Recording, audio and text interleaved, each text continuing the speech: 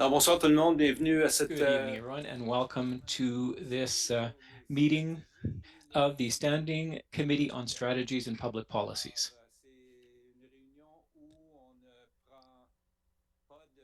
This is a meeting where we don't make decisions. We listen to presentations from staff, community groups, anybody coming to present to City Council. And if any decisions have to be made, they're made later at our public meetings. I mean, this is a public meeting too, of course, but there's a more formal process for decision making, bylaws and that type of thing. Those decisions are made during official meetings. All right, now that being said, our first presentation tonight is a presentation on a place name project. Isabelle Leblanc and Pauline Leblanc are here to us. Ms. Cormier will be introducing Ms. Leblanc, so I will just get her to turn her mic on.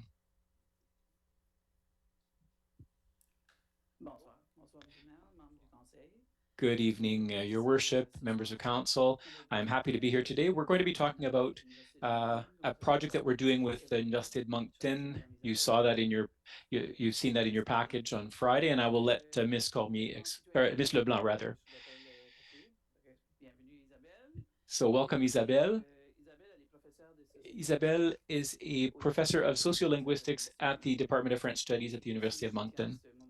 And I also want to take this opportunity to thank Isabelle for doing this project with us.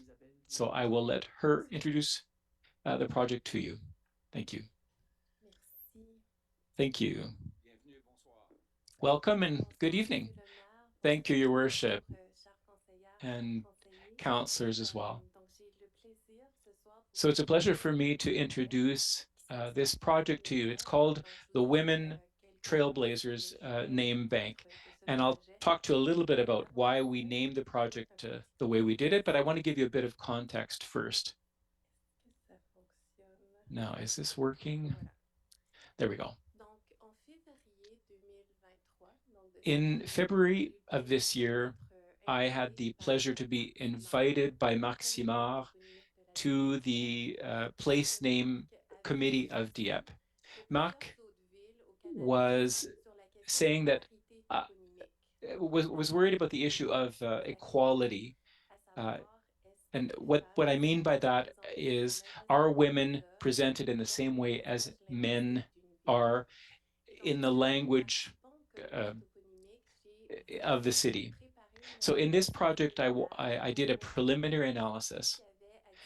I looked at what Dieppe had in terms of the representation of women's names, but also how those women were presented. So I didn't just look at the names, but I looked at the place name records that accompanied those names. And what I noticed was that in most cases, what we see is an explanation of who these women are, but in relation to men.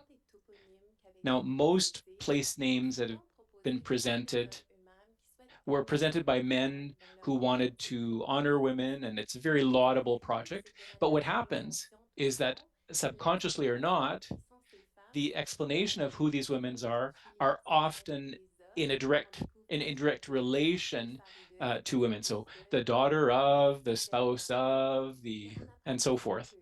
But we learn very little about who these women actually are. So in this project, we wanted to better know who these women are. These women that are already recognized by the city of Dieppe, but we want to know a bit more about them. So working with Pauline from the Heritage Department, we developed an intersectional partnership that was a partnership between the city of Dieppe and the University of Moncton. So the idea or the object was to pay tribute to these women. And what we wanted to do was create a heritage tourism circuit. So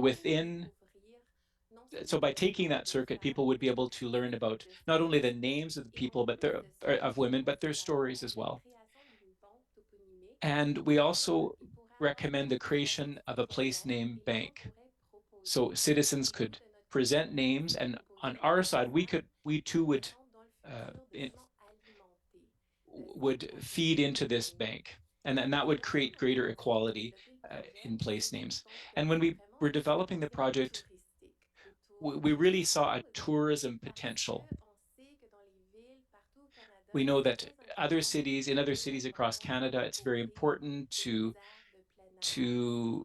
draw attention to our natural areas, and Dieppe is really well situated. We've got lots of trails, so we said, why don't we turn this into a project that involves health as well, that has an educational side, and we could also talk about the contribution of local women.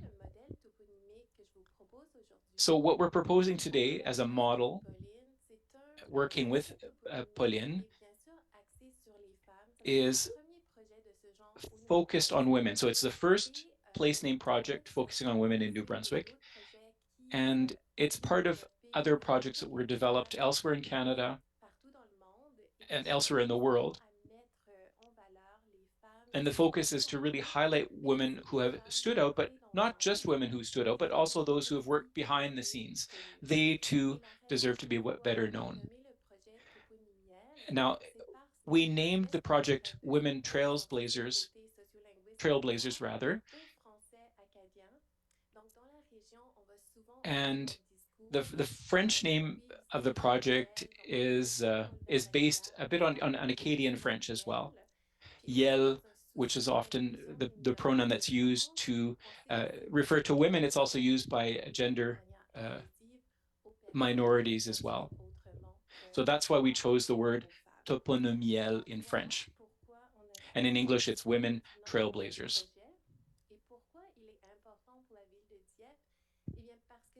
Why is it important for the city? Well, it allows us to discover the local history of women and gender minorities as well, because we've adopted an inclusive approach. And we're also going to be offering citizens and tourists to discover this information as part of an outdoor circuit. We also wanted to mobilize archival documents, rather, sorry. We noticed that men have left a lot of uh, archival documents, but there are very few archival documents for women. And in Acadia, uh, archivists will often collect photos and documents, and families will also uh, what we're going to be doing is we're going to be highlighting documents that deal with women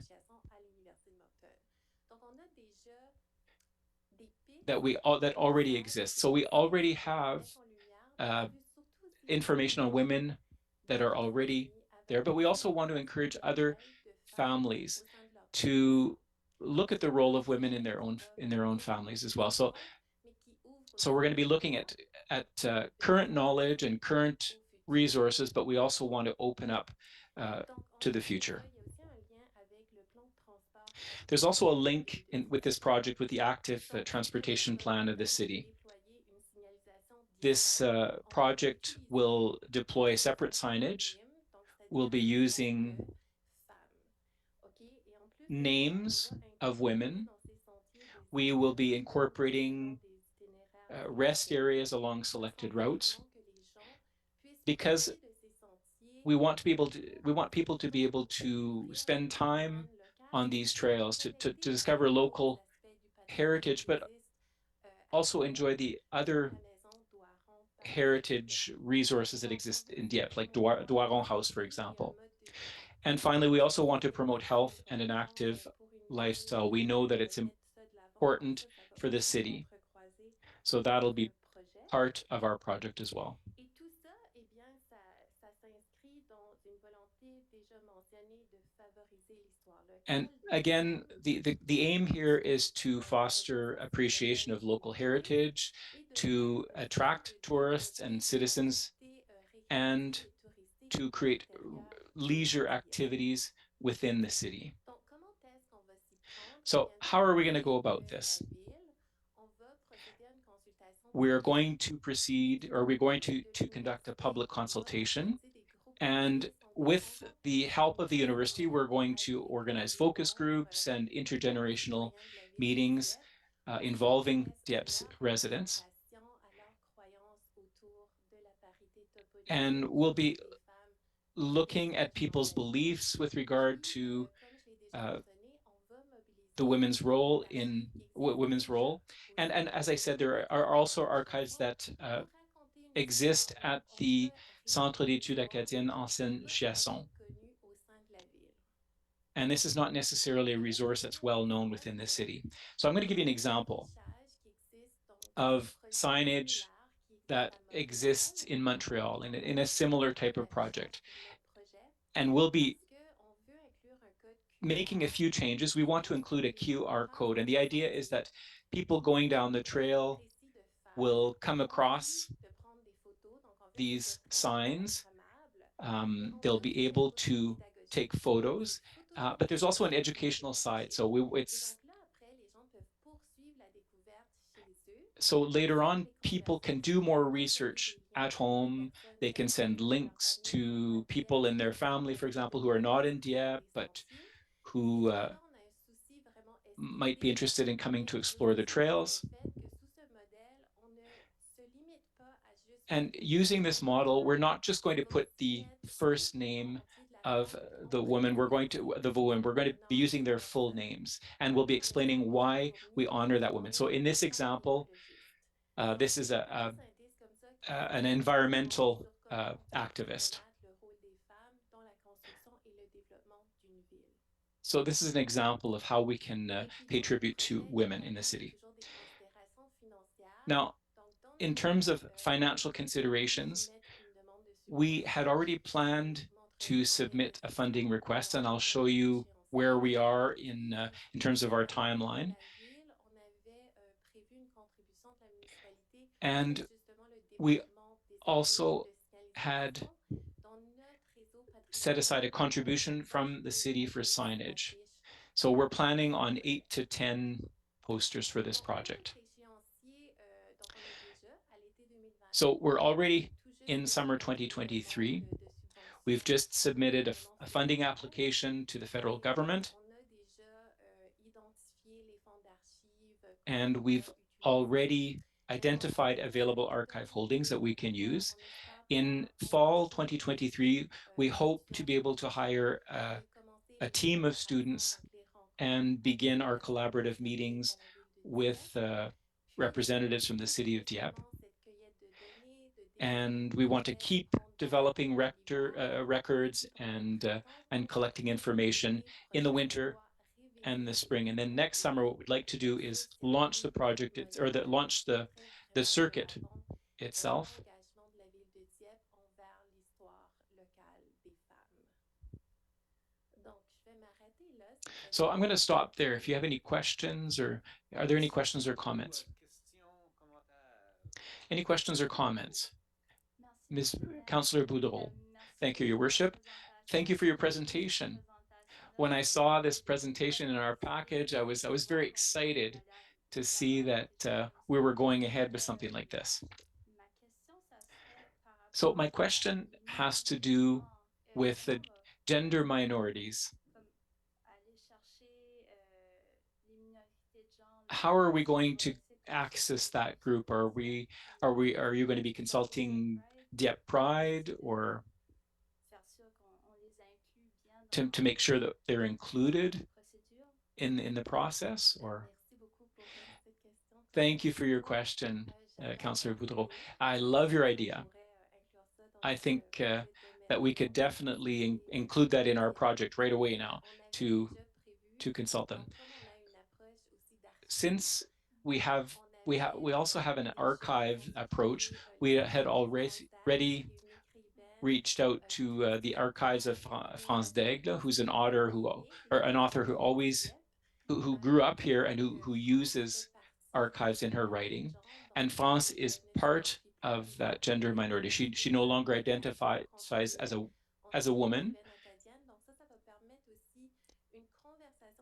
but and that will allow us to have an important conversation on the evolution of the category of women and trans-inclusive perspective. So I think it could be interesting in an archivist approach and talking with Dieppe Pride and France d'Aigle. It'd be interesting to see what comes out of that. All right, thank you very much. Any other questions? I don't see any questions. So once again, thank you for your presentation. I think this is an interesting project for the community as a whole, and we look forward to seeing what comes of it. All right, thank you for your time.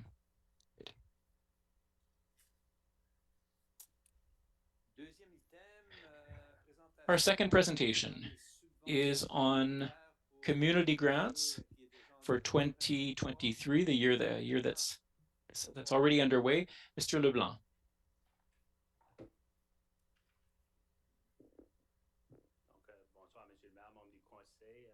Your worship, members of the council, thank you for giving me time to come and present the grants that are being proposed for 2023. I noticed that that some of the information was not right on the last page, so I've just distributed that page to you so that you have the right information. So I'll be talking about all the 2023 grants. Usually we do that in January, but at the beginning of January we needed more time, so now we're comfortable presenting the information. So the first ones are the agreements with City Council. So these are agreements that span a number of years, and most of them are already confirmed. So $10,000 to the Atlantic Ballet Theatre of Canada, their year of 8th of 10, $10,000 Moncton Hospital Extraordinary Care Campaign, year 4 of 5, $10,000 to the Notre Dame Cathedral Foundation, year 8 of 10, and then the Southeast and New-Brunswick Hospice, this is the last year, and it's for $15,396. Partnership with CAFI, year 3 of 10, $13,000. $50,000 to the University of Moncton for varied fundraising initiatives. That was presented last week. And then for $50,000 to Vitality Health Network for specialized equipment. And we're in the second year of 10. The total agreements with City Council, $158,396. $158,396. We also received 2 requests that came after the budget process, and I think you are aware of this already, but what we're proposing is to bring them to you for consideration during the deliberations for the 2024 budget. So $50,000 for Marichette Foundation and roughly $47,000 for the Carrefour pour Femmes. For policy L15 grants to community groups. This is to support community groups that provide services to Dieppe citizens. So $2,400 to the Army Cadets, $50,000 to the Boys and Girls Club, $2,500 to Tente Secours, and that's a new request this year. This is an organization that offers storage and moving for people in need, newcomers, and so forth. So that's they had asked for $2,500, and we gave them that full amount. $2,500 to the Dieppe military veterans, $50,000 the Dieppe Arts and Culture Center for an operating grant, and $80,000 to the same center for the hiring of an artistic director. $2,500 for Saint Anselme Church to move the parking lot. And as you know, we purchased that land, so this is the last year that we'll be giving that amount. Dieppe Scouts, $10,000, and so $4,000 more because they were redoing their roof at Rotary Park. $13,000 to the Extenso Rhythmic Gymnastics Club, and they don't have a location, so that money goes towards finding a location in a private business, because we don't have the space for that, or they don't have space. So the total comes to $213,900. Policy L16, the grant program for event hosting. The objectives are to encourage and support accredited community organizations to organize events in Dieppe, and encourage and support the hosting of events by groups recognized by a provincial or national association that are not represented in Dieppe. So the first one is the Monde en Fête Festival in partnership with CAFI. So immigration is increasing in Dieppe. So by increasing the amount, we wanted to see if we could create a signature event here in Dieppe. $5,000 for the Recreation New-Brunswick Conference here in Dieppe. That's a conference that we applied for and we got, so we were able to host that event. Dieppe Moncton Snowbirds that was postponed from last year, $7,000. And the Salon du Livre, $35,000, Franco Fête en Acadie, $30,000, and then the Christmas Parade, $2,000, Fry Festival, $1,500, the Hubcad Comedy Festival, $4,000, FICFA, $4,500. And the reason why we increased the amount was that because there was a partnership, and we agree that because of our ties with Dieppe in France, it was good. So we added $1,500. And Dieppe Pride, $5,000. That was held this last week, and we had this is a startup group, so we decided to give them double the amount of what they had requested last year. So the total for Policy L16 grants was $114,000. Policy L19, financial support for program for a youth or youth group. So this program offers support to a young person or group of young people who stand out and deserve to take part in a major sports or cultural event or activity. So this is what we've received so far, and we're expecting more as well during the year. But this is what we've received so far. So we supported a group of young people that went to the Atlantic Ringette Championships in Montague, Prince Edward Island. The New-Brunswick team under 19 and under 16. And then there's the Quebec International Pee Wee Hockey Tournament in Quebec City, the under 13 AAA Beavers, the 2023 Canada Games in PEI. Félix Martin was involved in downhill skiing, Jacob Hébert squash, and Yehia Sabara squash. The École Mathieu Martin School Band went to a music event in Sherbrooke, Quebec. There was the Canadian Under 16 Ringette Championship in Regina, Saskatchewan, so we have the names of the people there. And then the Eastern Canadian Gymnastics Championships, the Extenso Rhythmic Gymnastics Club participated. There was also the Eastern Canadian Championship for judo in Edmundston, New Brunswick. And then there's a Canadian Judo Championship. So we've got Maxime Bourgoin, Dalil Touaiba, Zoé Elément, Jacob Elément, and Vicky Pitre. So the total grants were $5,675.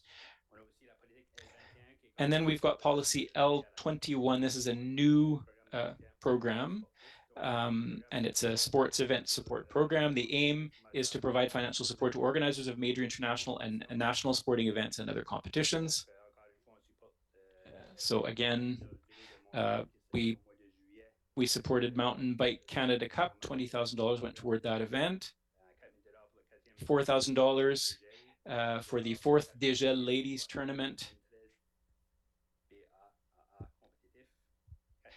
$4,000 for the 49th competitive tournament, for another $4,000 for the 35th Under 15 M18 tournament, and $6,000 to the Eastern Ringette Championship.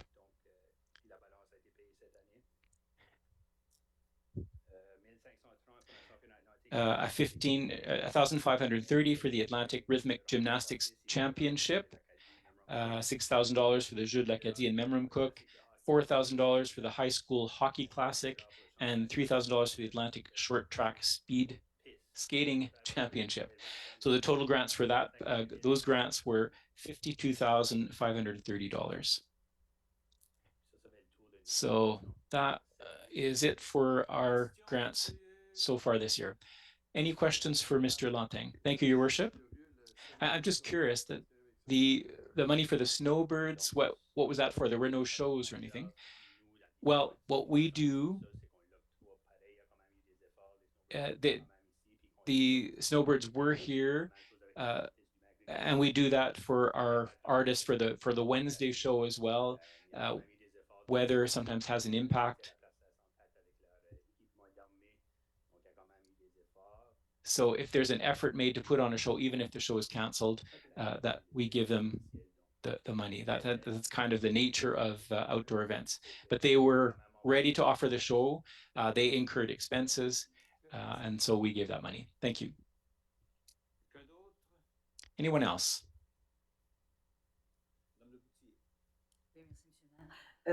Récemment, je pense que ça fait maintenant 2 ans qu'on a quand même ajusté. Thank you, Your Worship, Ms. Leboutillier.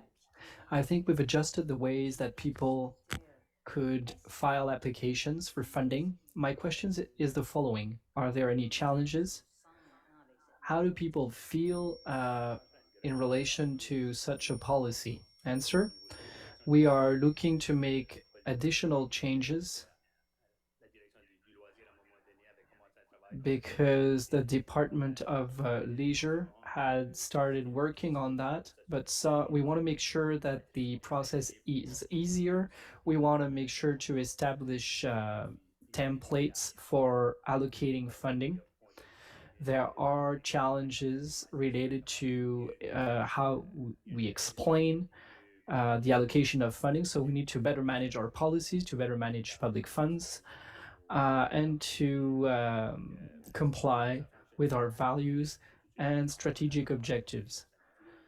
So that's a challenge that we had this year because we were waiting for the final presentation, but I think there's still some room for improvement. Thank you very much. I have a complementary question.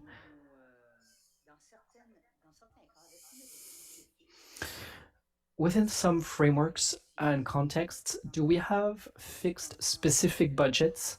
For example, for sports events, do we have a fixed budget? Let's say we have $10,000 and there's 5 sports events and this needs to be divided up into 5. So we give each applicant $2,000. How does that work really? So under policy 21, we do not need to exhaust the available funding. Usually we know the available funding in advance at the municipal council level, so it depends on each year. But some budgets we're trying to analyze year over year. L15, for example, never changes. Some others have more flexibility. Thank you very much. Mr. Thibodeau. Thank you, Your Worship. In relation to L15 and L16 policies, have the criteria been changed? Not necessarily. We also have policy L19 related to events and policy L15 in relation to community groups. So in that case, how do you explain that the Christmas parade in 2022 fell under L15 and in 2023 it was funded under L16? I think it was a better fit under L16 for 2023. So that's my decision. I think it's more of a, I don't think it's a community event. For Dieppe Pride or Fierté Dieppe, it was an event that was held over the weekend as opposed to during the week the year before, so that's why we changed the policy that applied. Thank you very much for your answers. Thank you, Mr. Brideau. Thank you, Your Worship. In your list, I did not see the name of the Capitol Theatre because each year they're allocated an amount of money and it's not in the list. So for the Capitol Theatre, it is funded out of a different fund, and there's a specific presentation about it at the end of the meeting. Thank you very much for the precision. Thank you. Are there any other questions from council members?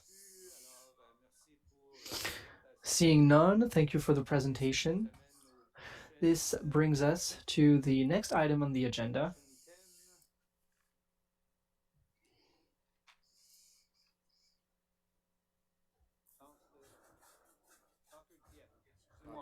So, Dieppe soccer. Good afternoon, everyone. Thank you. It is a pleasure to be here. It's my first time presenting before City Council. My name is Kwame Martial Attara, and I'm the Vice Chair of Soccer Dieppe.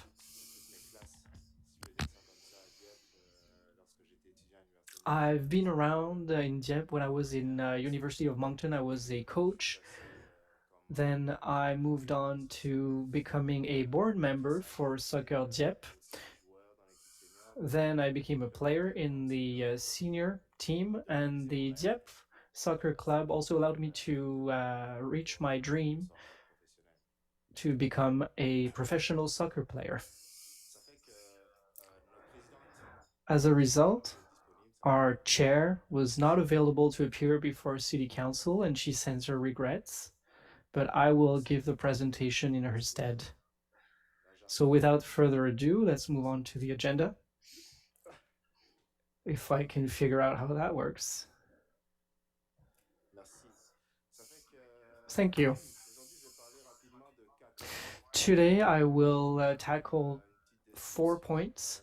The first one will be a description of the club, its vision, mission, and we'll give you an overview of registrations this year.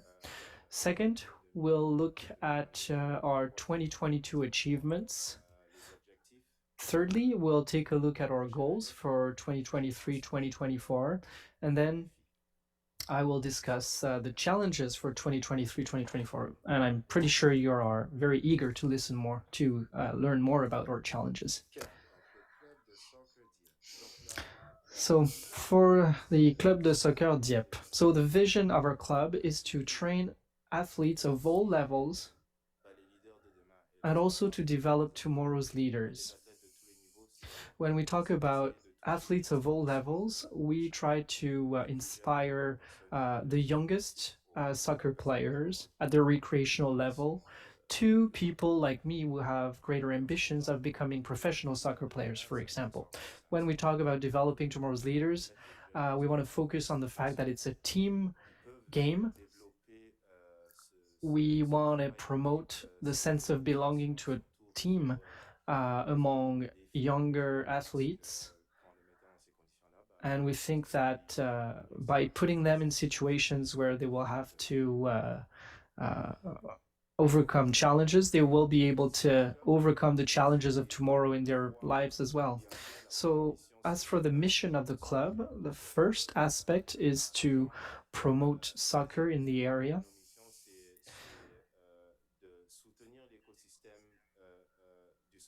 We are also trying to support the recreational ecosystem, so by supporting coaches, referees.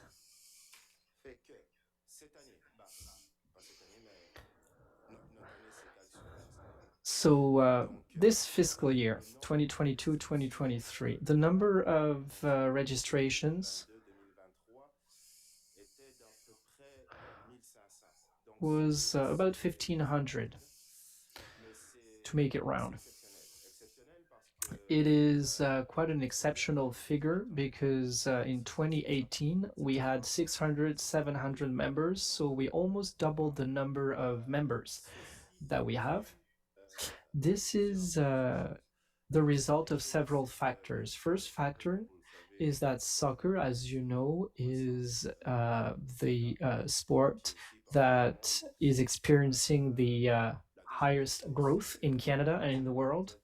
And also, thanks to the city of Dieppe, prices are very affordable for residents and citizens to access soccer fields. So we are very much hoping that soccer fields will remain accessible like that. Something else, COVID, of course, because people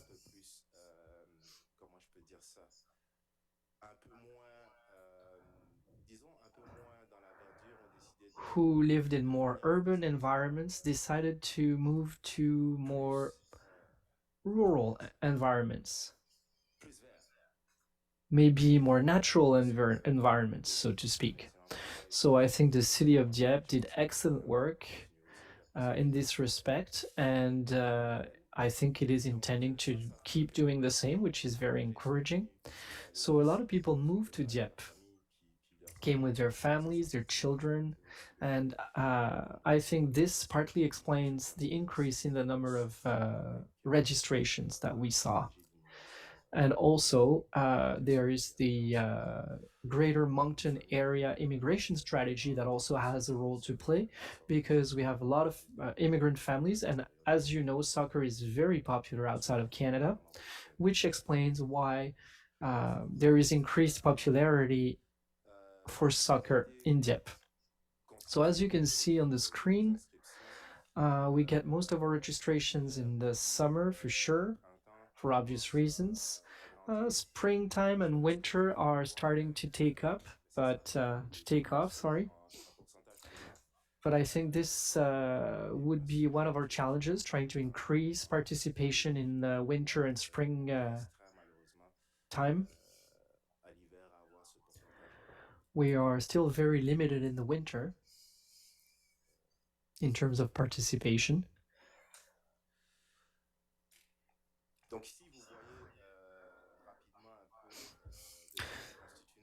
This slide gives you an overview of the proportion of males and females in our members. So 58% boys, 42% girls, as you can see. As for our achievements now, we had many achievements in 2022-2023.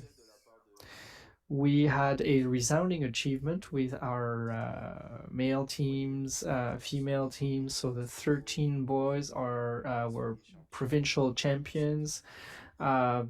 Same for the U15 girls team and U17 girls team. They also were crowned provincial champions.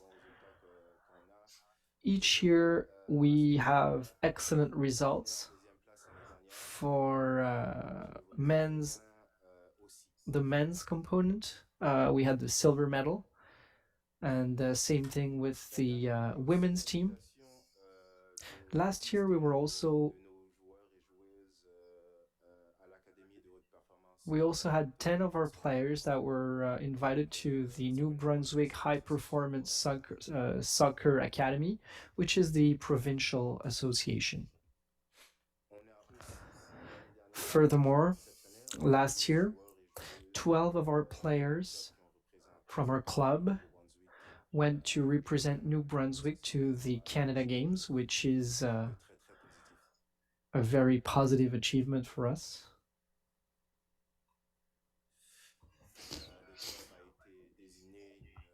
Our club was designated an elite club of the year.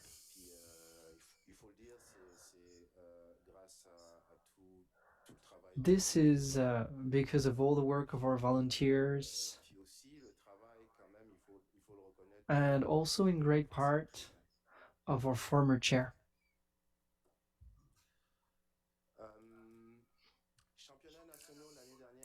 As for the national championships last year, several of our teams participated. The under 15 girls team, and they also received the Fair Play Award at the national level. And the U17 girl team participated in the national championships in Surrey, British Columbia.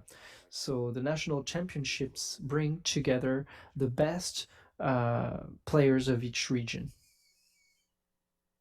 or each province rather.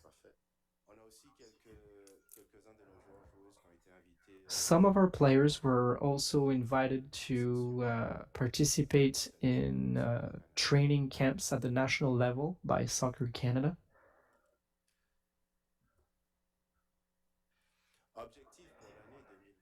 The goals for 2023-2024, so the current year. Our first goal, as some of you might know, we are looking at changing the structure of our club because we had some challenges with our previous chair. Without going into the details, our previous chair left, so our club needed a complete overhaul as we realized that there were big gaps that needed to be filled. Before that, one of our longtime employees who had spent 8 years at the club decided to pursue another avenue, so we had to find someone to replace him. We are looking for a new technical director. We are also hoping to hire administrative staff to help us because right now we are 6-7 members of the board and we do all the admin stuff so the club can keep going. We were very fortunate to have Dennis's support to change our general rules. I think this will be a positive thing, and I think this will put the club back on the right track. In addition, we were working on developing a strategic plan that was never completed, so we are going to try to complete that this year. As for soccer development, this is a component that is very close to my heart because I want to play at the highest level in the area. The clubs of Dieppe, Moncton, Riverview decided to team up to give young people in the region to the opportunity to develop their skills here and stay in the area. As far as I'm concerned, once I graduated from Moncton University, I had to travel out of the region because there was nothing for me here. But now the plan is to fill that gap, to make sure that our youth stay here, even if they play professionally or at the national level in the national team. Speaking of which, maybe in a few months I will be back in front of City Council to ask for some support from the city. Now on to our challenges for the next year. We have one main challenge. It is our key challenge, and that's the challenge that all sports clubs face in the region in relation to infrastructure. We were fortunate that the city gave us access to our soccer field, which is of very good quality. We are thrilled about that. But we already have 1,500 members now, as I mentioned at the outset. And we will certainly need more space in the future. So another synthetic field would be amazing. And when I was talking about promoting registration in the winter, the problem is that we have only one very small dome in the greater Moncton area for that. So we lose a lot of players because they want to play on a synthetic soccer field, and the club does not necessarily have the opportunity to access that field in the greater Moncton area. So people are looking to play soccer any way they can. But I think it would be very positive in terms of registrations in the winter to have a dome here so our players can keep training during the winter in Dieppe. I'm not going to list everything, but sometimes we also have issues accessing the gyms in the schools in Dieppe. So that's something else I wanted to raise. The Dover building is at the end of its life cycle, and this is going to be an issue over the next few years for sure. So thank you very much for your attention. This concludes my presentation. If you have any questions, please make sure to send them my way. If I can't answer them, I can forward your questions to my colleagues. Thank you very much for your presentation. Questions from councillors? Ms. Boudreau. Thank you, Your Worship. Thank you for your presentation. I have a question in relation to the dome that you're asking for. I have the impression that domes are not very efficient in terms of energy consumption in the winter. So where do people practice soccer in the winter? What's the alternative? In domes, it's the only option that's available. Okay, so that's the only option available. Yeah, it's the only kind of space that's covered and that can be heated and where it is possible to play soccer. So that's what's available right now. But maybe in the future, if something else becomes available, we would be thrilled to jump on that if a new technology becomes available. But the dome that we use in the greater Moncton area is also buildings, hard buildings. It's not just a dome. But for sure, over time, buildings are going to become more efficient. If I may.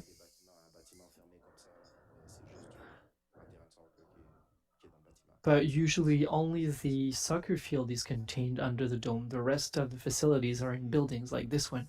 Thank you. Other question, Ms. Le Boutillier.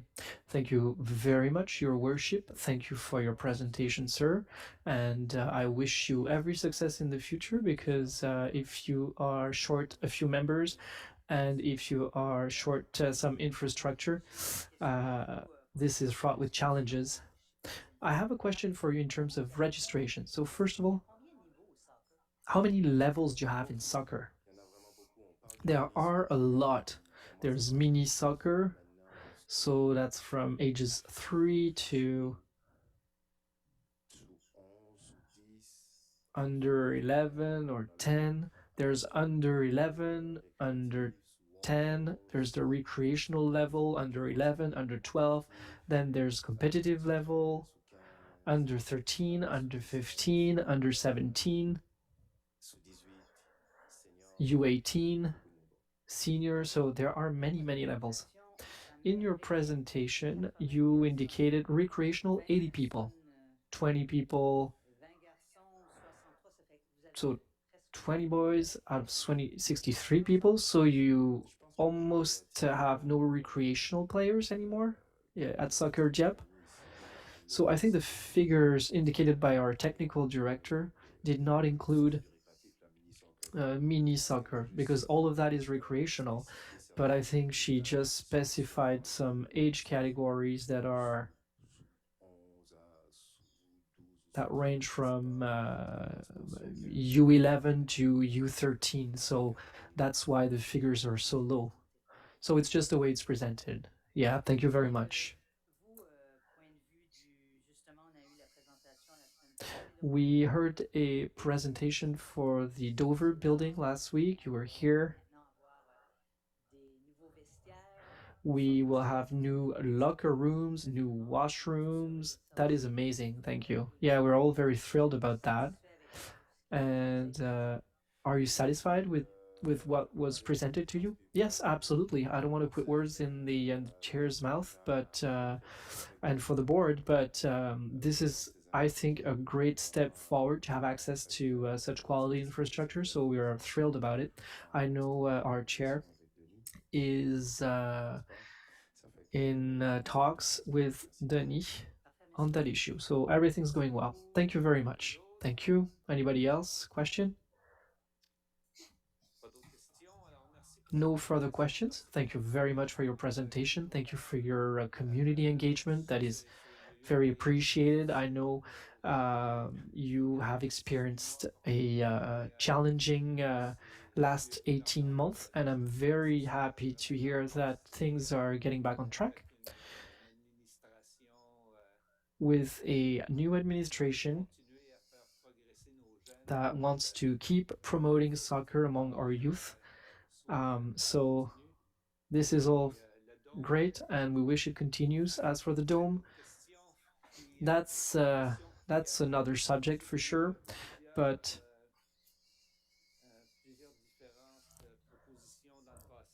I know several proposals were made in the past by private sector people. So it would be interesting to see how we could move forward on that file. It's always better when the municipality pays 100% of the bill, but, well, you know, I think the private sector will have a big role to play in that. In that respect, I am not giving you 100% of the responsibility. Once again, thank you very much. Are there any questions in the room? From my colleagues, it seems that we have no further questions. So thank you for presenting on behalf of Soccer Dieppe tonight. Thanks for your attention, and I think we'll see each other again very soon.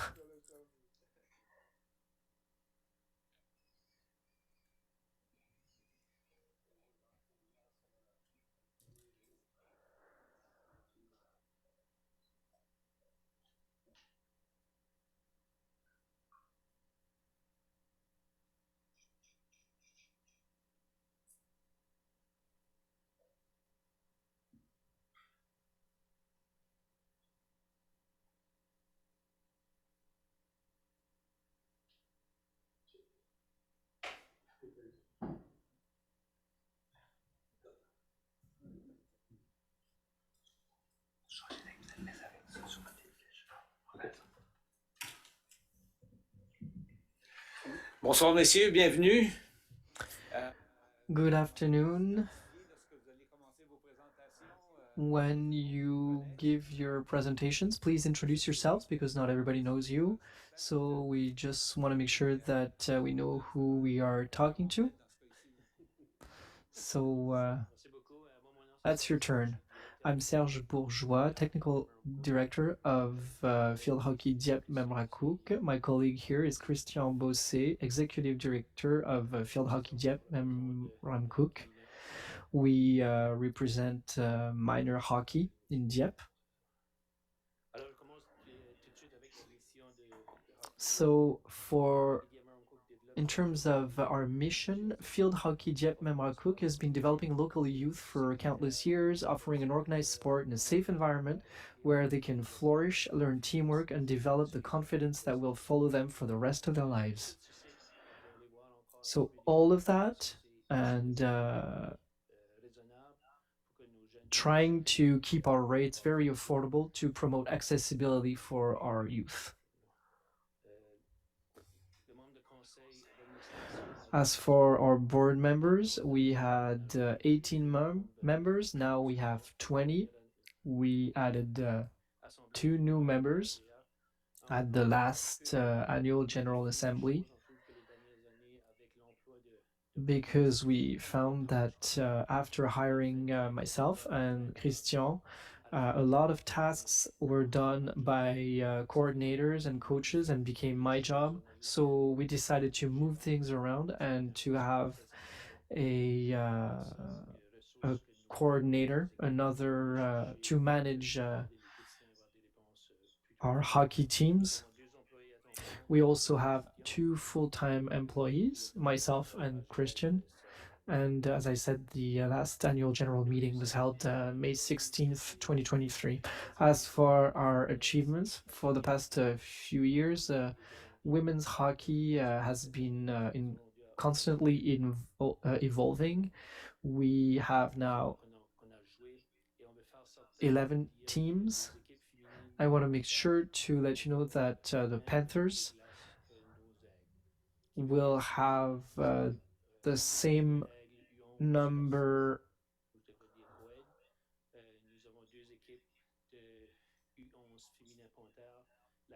of players, and the ice will be divided per 10.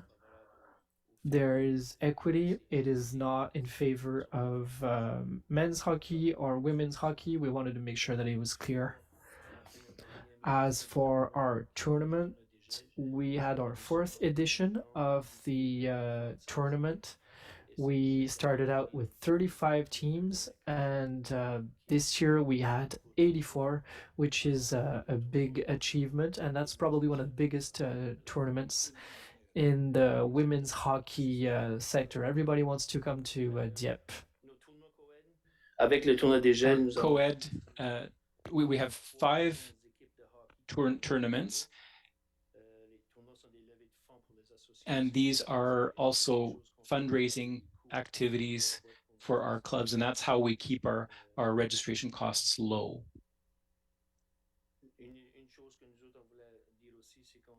Another thing that we wanted to say is we work with Pro Youth to we provide equipment or we sell it at a reduced prices, and the money that we get from that sale goes back to Pro Youth. It's a donation. And it really worked well last year, and we're going to continue with that this year. In terms of camps, there's an increase. Every year I do checking camps. There are preseason camps. And we've had a lot of success this year again with the number of youth, but you'll also see that there are also challenges that are becoming more and more difficult. And it's becoming more and more difficult to continue. And we want to make this clear that camps are there to pay my salary. So when they decided to have a technical director, we didn't want it to be the youth to have to pay. So the profit that we make, it's the profits that we make during the camps, that money is there to pay for my salaries. There are no other associations that have a technical director in New Brunswick. And it allows us to help the coaches and the players, and when they come onto the rink, when coaches need to have drills, and there's no other association or clubs in New Brunswick that can offer that. The 50-50 draw was a big success again this year, and we want to say clearly that the 50-50s this is the way we do it. There are 5 draws on a monthly basis, sorry about that. And that, again, that's goes to help our young people. There are 5 draws. Total sales are around $260,000 in the past year. That 50% of that goes to 10% comes back to the association. We have to pay for the costs of the coordinator who takes a look at that, because it's a big job, goes towards ticket, and then 40% goes back to the young people. So if a young person sells $100 of tickets, there's $40 that is applied as a credit to their registration the following year. And I think there are $108,000 roughly that'll be returning to the young people for their registration costs. And there are very few young people that have paid their full registration. Or no, sorry, rather there's a small number of people who were able to pay their full registration fees. The annual golf tournament, this was our second edition. And again, the profits from that tournament go directly towards equipment for our jerseys. We purchased a large number of jerseys in the last 2 years, and that cost us about $105,000. So we had to we wanted to find a way to make sure that the young people and parents aren't paying for that amount. So the tournament was a big suggestion. We had planned to do it for 3 years, and I think that we'll be able to pay for all the jerseys. And if the tournament continues, we hope to be able to fund other equipment. And for the fourth consecutive year, our registration fees will not go up. And you'll see in the challenges sections that some of our costs are going up year over year. So, but we're very happy that our registration fees have been the same for the last 4 years.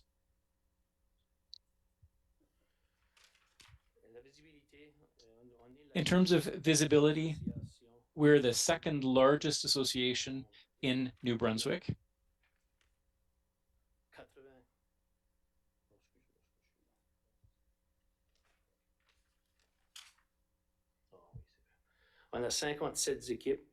We have 57 teams in our associations, including our girls' teams, and they play in tournaments across the province. They do the provincial championships and so forth. So we have about 900 players playing for Hockey Dieppe Memramcook. So it's a big thing for Dieppe and Moncton. And as I said, our jerseys, which are really beautiful, we did a good job, and that gives us a lot of visibility. We've had a lot of comments positive comments from other associations, and I think those jerseys were a big success.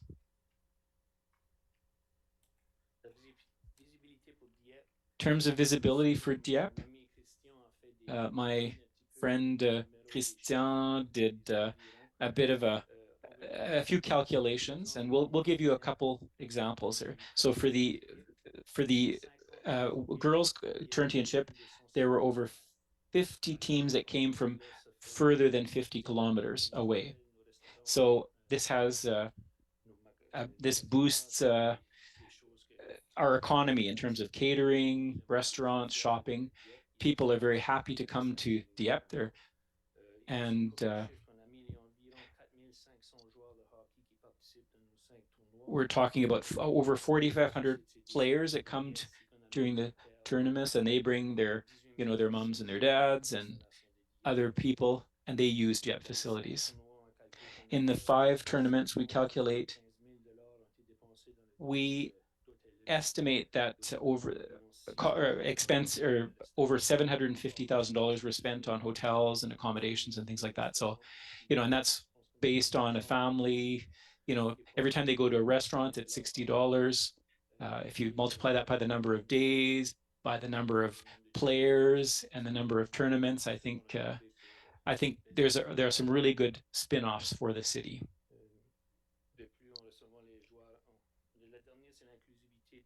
And then our last, in terms of visibility, is the issue of, is the idea of inclusion as well. We have newcomers coming to play, and as an association, we're looking at ways of organizing sessions, not necessarily private sessions, but learn to play sessions for newcomers, so that we can incorporate these people into our teams. And so that's on our books, or a part of our plan this year. Again, we're working with Pro Youth. Often, these people come, if they don't have a lot of money, we send them to Pro Youth to get them equipped. And Pro Youth also has other ways of helping these youth financially. So that's it. the goal is to help our young people. Now, if you have questions, please feel free to ask them. Now, our targets for 2023, well, Hockey Canada and Hockey New Brunswick, we want to continue to develop girls hockey. This is the sport that's growing quite quickly. We've had meetings with Hockey New Brunswick a few weeks ago, and they have told us that girls hockey is one of the fastest developing sports. So, and we know that that there are other options for girls, but we think that hockey is the best option.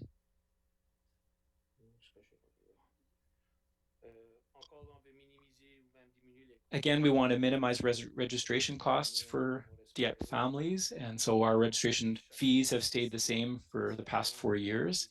And Christian is always looking for new grants from the government to help girls, to help attract girls to the sport, and to find funding to help develop their skills. And we have lots of sponsors, but we're always looking for more. If ever you know them, if you know of any, you can always send them our way. We want to add new camps as well. Each year we try to do something new, and this year we're going to do an elite camp for girls. That's something new. We're always trying to think outside the box and look for different ways to bring in new youth. And we also want to increase our tournaments. And I've added value as a comment. We're in the process of with COVID, who had that impacted us.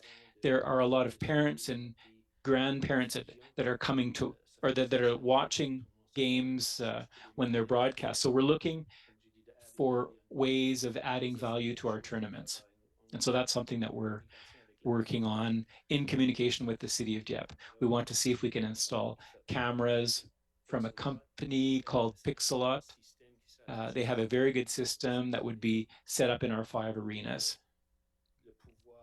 And that would allow us to broadcast our matches for, relatives that are in Nova Scotia and other places. And I think that would be an addition. And it's also a tool. It would also be a tool for our trainers that would help. They would be able to look at at games after. And so that's something that we're working hard on. We're talking about a cost of $5,000 to $6,000 for the cameras. And again, it wouldn't be necessarily our young people that would pay for that. We'd be looking at other ways to go get that money. In terms of image, one of the biggest things that we've been doing in the last few years has been developing our branding. We have a youth tournament that's been a great success. And so the Ville tournament, when we talk about that tournament, people know that it's a tournament that happens at the end of April, or at the beginning of April. And we're trying to do that with our other tournaments, our competitive and under 13 or under 11 tournaments. We're trying to do a bit more branding and develop logos. This logo here is our golf logo, and we'd like to do that with our different teams. So again, if you have names or people that could help us, please send them our way.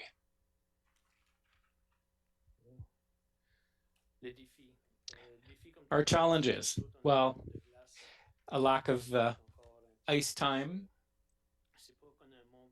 It's not necessarily a lack of ice, but we have a lack of ice from Monday to 30. Those are the times that our teams want to practice. It's a bit more difficult on the weekend. There's enough ice, but often there are teams that are playing tournaments. So if there's an under 11 tournament in Nova Scotia, often there are 5 or 6 teams. And so we can always fill that ice with those rinks with other teams. But from Monday to Thursday, those are important practice times. So we're still looking for more ice. We made, we're trying to see if we can kind of make arrangements with other associations so that we could redistribute the ice, especially in that time period. We're trying to create or to set up to obtain an office space. We have I have a folding table. Christian has an office, and we have a community office at the Uniplex. So Christian, I'm using the Ringette office. There's also so we're using a community space, and often after our tournaments, we can have lots of, large amounts of money in our office if we don't have time to bring it to the bank. And we have a keypad lock, and there's lots of people who have the code. So we'd like to have something a little bit more separate. We know that it's not easy, but we'd like to have an office basically where, when people come, they can see our logo on the wall, they see photos, and they see the journey from Philip Myers. We have no place to put it though, but it would be nice to have our own office space. Another big challenge is private groups. At the Uniplex, we have the East Coast Company and Sport Academy that are just beside our offices. They have a number of programs that are in direct competition with what we're trying to do with Hockey Dieppe and Memramcook.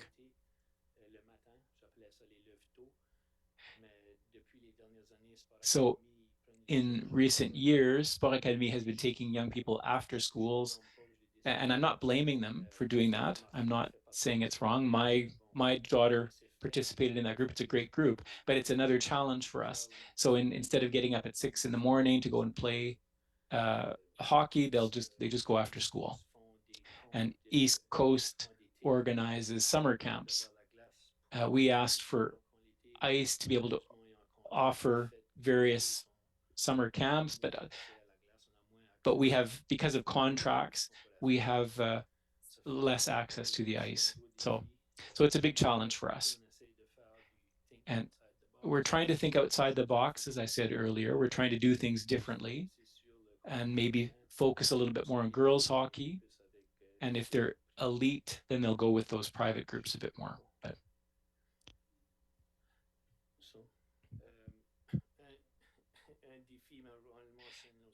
another challenge is that there was an increase of $17 per hour for ice.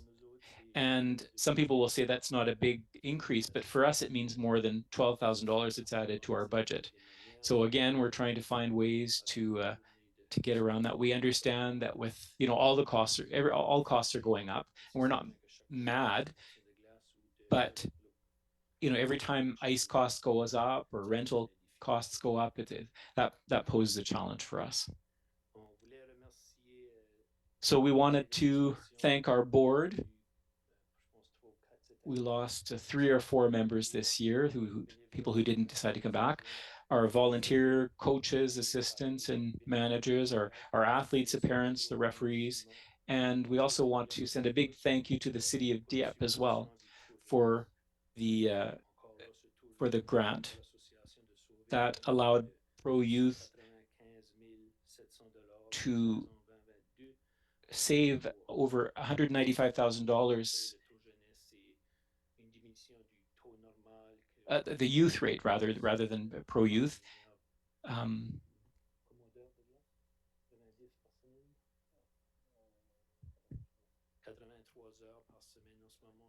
We're at 93 hours of ice, and that's a lot of ice time. So that grant helped us a lot. All right, thank you for your presentation. Are there any questions from councillors? Councillor Gaudette. Thank you, Your Worship. Just one question for the lack of ice time from Monday to Thursday. Is that only after school? Yes. At 4 o'clock, we have practices that start at 4:15, so it's difficult for the coaches to get there. Parents are working, and we had a lot of complaints last year. Inaudible comment. 11. So that's a lot of young people, a lot of parents. But we find the distribution Thursday evening, that's a big day for us. If you practice on Thursday, then you go to a tournament. But I think we just have 5 or 6 hours of ice time, or just 4, sorry, on 5 rinks.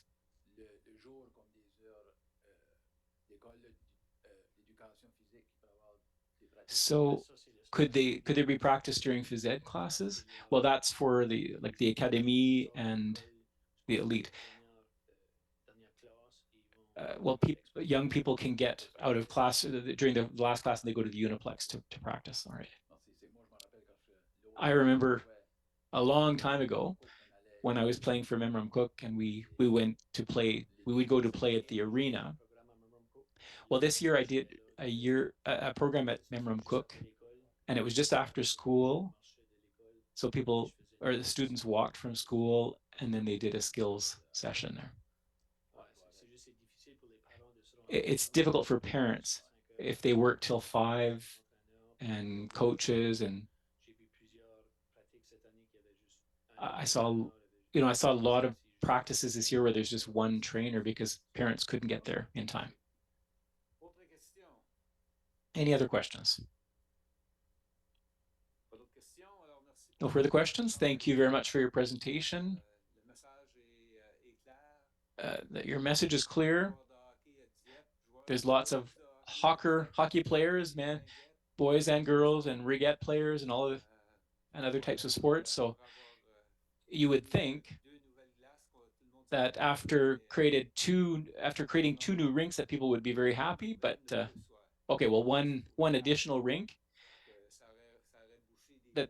that would have met some of the difficulties. But we also recognize that the population continues to grow, and it's not just adults coming. Sometimes it's young people coming with adults, and when we look at all the ice sports, whether it's ice skating, ringette, hockey, para hockey, those sports take space as well, take up space. Everybody wants to develop their skills and get better. But there's just a finite number of ice, so it's a challenge for you. It's a challenge for administrators as well. So we'll continue to do what we can, and we know that you are already doing a lot of work. We realize that. So for our young people,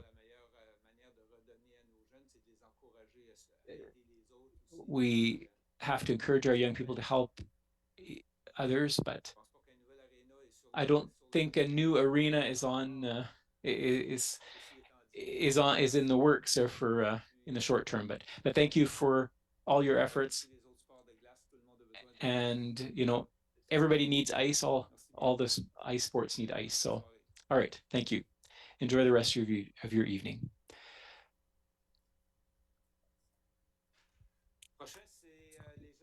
Our next presentation is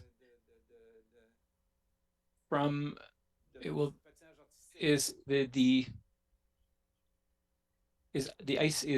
Dieppe Gold Blades Skating Club.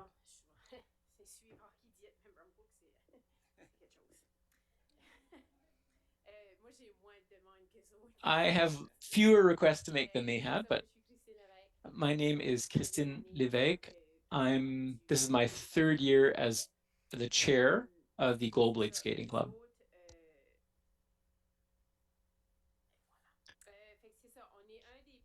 So we are one of the largest figure skating, if not the largest figure skating club in New Brunswick. I think Fredericton is close to our size, but I think we're a little bit bigger. We've seen a fairly significant increase in recent years. We're non-profit organizations run by volunteers. We have a board made up of 8 volunteer members. And contrary to other associations, our trainers are paid, our coaches are paid by the club for certain programs. But when you get into figure skating, then that's when it becomes a little bit more expensive. You have to pay the trainers. And that's the case everywhere in Canada. We offer a variety of programs. So from 2 to 3 years old, the Learn to Skate programs, we go all the way to competitive figure skating, people who compete at the national level. Our mission is to enable everyone to learn to skate, whether these are people who are learning just for pleasure or for fitness or for figure skating or to develop their skills for hockey or ring it. So that's our mandate, is to help these people develop their skating skills. And we know that skating is something that you learn for life. It's like learning how to ride a bike. That's an important value for our association as well. Who are our members? We have 406 members this year compared to 300 or maybe even less than 350 last year. So we've seen a nice increase. Most of our members are part of the Learn to Skate program. From the age of 3 on an average to 9, 10, 11 years. Some people learn how to skate so that they can go on to other sports like ringette and hockey. Others choose to go on to figure skating. So if I look at our figure skating program from the jumpstart to adult programs, we have about 85 participants. And that, again, that too is a big increase for that group. There's a lot of newcomers. It's incredible to see the variety and people who want to learn. They come to Canada and they want to learn how to skate. And so they want their children to learn how to skate. And we've also worked on developing our Learn to Skate program for adults. So this year we had about 20 adults that were in the, and these are people from the region, mums and dads who want to learn how to skate with their kids, newcomers as well who want to learn how to skate. That's part of Canadian culture for them, so it's important. We work with Pro Youth as well to help people, to give people easier access to our programs. Success stories for this year. We had maintained a fairly high number of members during the pandemic. We didn't lose members. This year, after the pandemic, we saw a sharp increase in numbers. And that allows Dieppe to shine a bit. We participate in competitions in the maritime region, and some of our members participate as well at the national level. So that gives us a good visibility. This year, we co-hosted the first event since 2019, and it was a huge success. We had over 250 participants. Skate New-Brunswick, and we're negotiating this with the summer as well. But we're looking at hosting that event for the next 2 years as well. The Uniflex infrastructure is great for competitions like that. We needed a platform for judges, and the guys from the arena built us something. It was great what they made us. We used to have a platform that was higher than the seats, and that didn't work very well. But at the Uniplex, it's a great facility. The club was represented at the Skate Canada Challenge in Regina, so that we had representation, and that was the second year that we've had representation. At the Canada Games in Prince Edward Island, our club was represented as well. Linda Leblanc, one of our coaches, was there. This year, something new. working with, we had the Can Skate program for visually impaired people in collaboration with Skate Canada NB and Parasport NB. So we were able to involve visually impaired people. There were 4 participants, 3 young people and 1 adult, who did levels 1 to 6.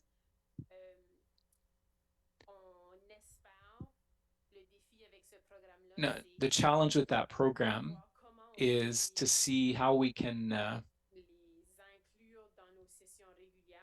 include these people in our regular sessions where there's a lot of noise. For those people,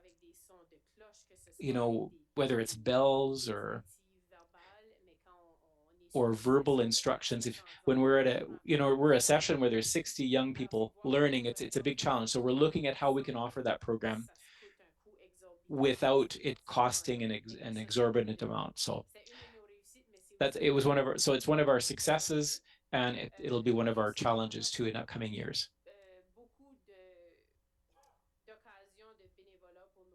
There are a lot of volunteer opportunities for our members, both parents, youth, and skaters as well. We have 3 or 4 trainers on the ice, and all the assistants are young people that are 11 and above. Sometimes they give 4 to 5 hours of volunteer hours a week to help people learn how to skate. So that's important to us. We know that when when they develop a passion for the sport at a young age, they'll continue on after they finish with the club. J'avais dit l'année passée, s'entraîner à Dieppe. Nous, du côté de la glace. As I said last year, as for ice time and facilities, things are going pretty well. Some other organizations may ask for more ice time, but the way we're doing things allows for really good cooperation between the different associations, which means that everything is very flexible in terms of surfaces. That ice at the Uniplex allows our national skaters to use full-size arenas, and the Olympic rink allows us to offer our skating program to a larger number of participants. As for our challenges, maintaining the development of athletes at different levels. So when we compare ourselves to other provinces and when we send our athletes to national competitions, we see that there's a gap between skaters from Ontario, Quebec, and New-Brunswick skaters, and even in the Atlantic region. Our young people in Quebec come out of specialized training centers, specialized schools, specialized programs where athletes go to school half of the day and train on the ice the other half of the day. Here the system is different. Our athletes need to reach a number of points before being allowed to participate in competitions, and it also depends on the number of hours of ice time that we have. Also, we try to promote inclusion for all of our programs. We're trying to include visually impaired participants. There's also an increase of children with various needs that participate. It is a good thing.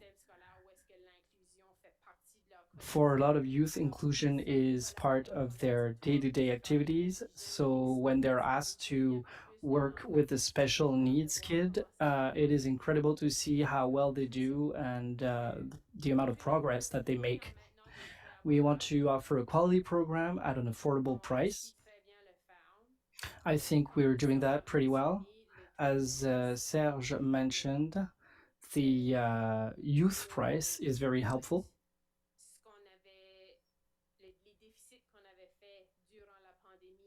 The deficits that we had during the pandemic were offset by fundraising and competitions. because it allows us to collect money. So in terms of finances and maintaining affordable pricing, things are going pretty well. So that's pretty much it. Do you have any questions? Questions from councillors? Seeing none. Well, I guess I covered everything then. Well, yes, it means it was perfect. That's 10 out of 10 for your presentation. Thank you very much. Enjoy your evening. Thank you.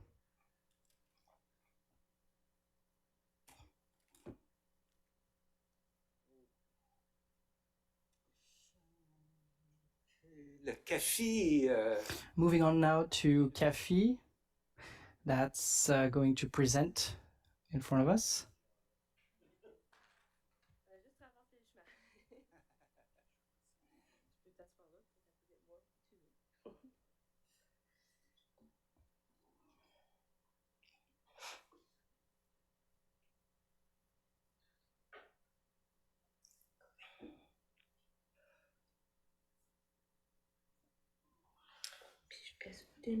La petite flèche qui est là. Parfait. Bon, ben bonsoir tout le monde, Monsieur le maire. Good evening, everyone, your worship, council members, members of the board, Ms. Melissa Boudreau. Thanks for having us once more this year for a presentation from Café. I think by now you're quite familiar with our organization. We are very present on Champlain Street, but I'm Angèle Lausier, director at Café for the past 2 years, and here is our chair, Marcel Gauguin. So Café has been in existence for about 17 years in the larger Moncton area. What we want to share is that over the past year, more than 2,000 clients have come to use our services, which is 3 times the number of clients that we had last year. So that's a significant increase. And we are also the largest French-speaking welcome and support center in Atlantic Canada, and we're also a non-profit organization, as most of you know. So I may not have enough room on my slides at some point, but we have 3 points of service. We are very proud of this expansion. So we still provide services at 140 Champlain Street. We also have offices in the Cap-Acadie region, and we also have offices at 200 Champlain Street. So we've added some points of service, and I think it's important to highlight because people thought that we moved offices, but because of our capacity increase and because we have more staff, we needed to add more office space to better serve our clients. So last year, when I first appeared here, we were a team of 30 employees. And we are looking at hiring 4 employees. We are now 30 people. Our team is very diverse. We have been restructuring some of our teams. We have an admin team that includes myself, but also a vice director, a position that did not exist last year. We still have our admin assistant and 2 people for communications. Then we have our integration, establishment, and retention team. They are located at 200 Champlain Street. We have our youth, family, and promotion of French team. They provide workshops for parents, information about how to register to sign up for school. And we also have our culture and leisure team, whatever you're into. This is our cultural team, and we also have our team that's at the Cap-Acadie offices that are now 16 employees, thanks to additional funding from IRCC. Over the past year, we decided that we should do our strategic planning. We have a new mission statement CAFI contributes to the integration of immigrants into the community. In terms of our vision, we want to be recognized as a center of excellence for supporting immigrants. As I mentioned, over the past year, we took time to identify the challenges of our organization to complete our strategic plan. And we also did an assessment of our human resources with an external firm to determine our needs and staff retention challenges in our organization. So some of the challenges. So this is what came out of our consultations with our partners. We sent out surveys with about 200 clients and volunteers. So here's what people told us. They told us that we have an increased need of knowledge in relation to the immigration ecosystem. So we realized that several players in the region at the provincial level have a mandate that's related to immigration, and the various partners do not really know the various roles and responsibilities of each partners. So CAFI is geared towards French-speaking immigrants, but we needed to specify our mandate. Some people said that we lacked visibility and recognition. That goes back to clarifying roles and responsibilities. But the people who know us are the people who follow us on the social media, and our clients follow us on social media. So we need to make extra efforts to promote our activities and talk about ourselves. From a more pragmatic perspective, we are mostly, our targets are dictated by our funding organization, our funding agencies. So we want to be able to measure our own performance and set our own targets. Still, in terms of funding, we need to increase our funding. We're mostly funded by IRCC and Opportunities New-Brunswick, but at some point,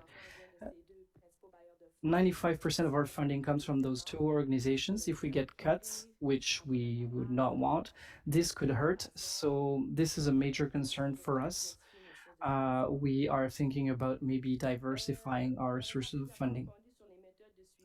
We need to better analyze our cost allocation methods. We need to identify performance issues in programs, what programs we need to invest more in.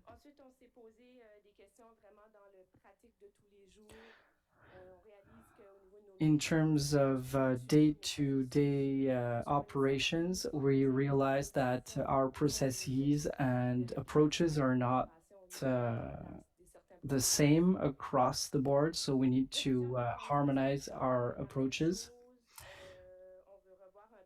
Same thing for the structure of our programs, the way that our teams are structured. We talked about it a bit earlier. We still have some work to do in terms of restructuring some programs. Lastly, we need to better plan and to look at the quantity of our work and the quality, but also our performance. So the general conclusion is that the organization grew beyond its foundation. We know that the immigration sector is quickly evolving, and our organization wants to follow the trend and to take every opportunity to grow, but also we need to solidify our basis. Our board of directors defined 4 key strategic priorities: develop a healthy and efficient work environment, because we want to engage people who work for our organization, because 75% of our employees are new arrivals. So oftentimes they come for a year, they acquire some experience, and then they move on to another job. So we want to better keep our staff. We also want to increase our organization's financial capacity. We want to provide services based on our clients' needs. You will see that starting in the fall, we'll start assessing our programs and services because our funding agreements are reaching their end. So it will be a great opportunity for us to better plan for our programs and services for the next few years. And we also need to work on our processes and approaches to bring them in line across the organization.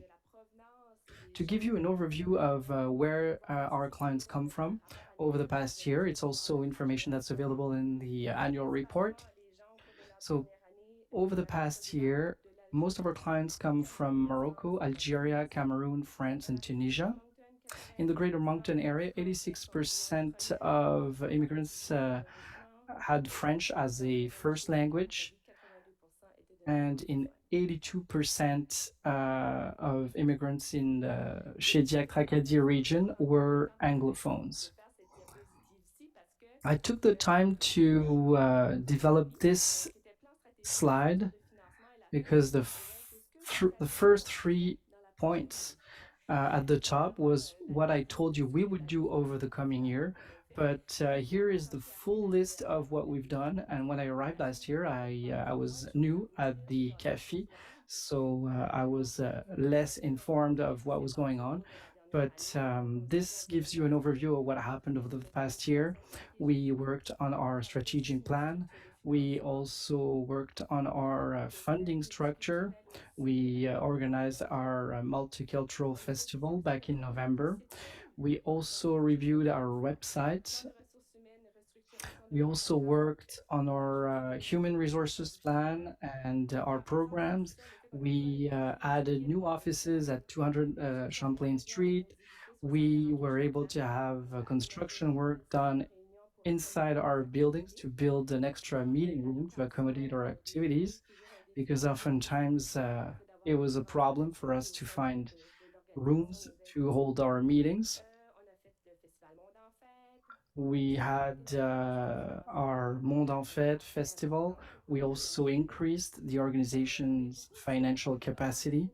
We worked a lot on developing new partnerships, but also on strengthening existing partnerships. And our board of directors worked on committees. And I'm going to ask my colleague Marcel to talk to you a little bit about the committees. Thank you, Angèle. Good evening, Your Worship. Good evening, councillors. Like every board of directors, we do strategic planning, and we rely on Angèle a lot for our operations. But at the same time, we have decided to develop committees to work on a future vision. What is CAFI supposed to become, or by adjusting our activities.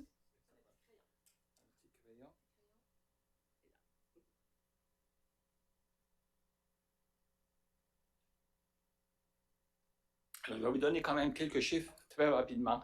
I'm going to give you a few figures. As Angèle mentioned, in New-Brunswick, this past year, 2022, 2023, there were only 5,300 new arrivals. We have doubled our capacity. We have now 10,205 immigrants. I would say now that about 40%, which is 4,500 people, were from the Greater Moncton area. We also know that 52% of French speakers come in the region. So we do not have specific figures, but it represents between 1,700 to 2,000 people coming to the southeast of New Brunswick who are French speakers and who receive services from our organization. So that gives you an idea of our figures. In terms of our committees, Oftentimes, our clients come to us and they're used to a system for housing, for work. Things are different where they come from. So we wanted to make sure that when we deliver services, that we would give them a minimum basic information around three components. So their rights and how they can expect society to work for them.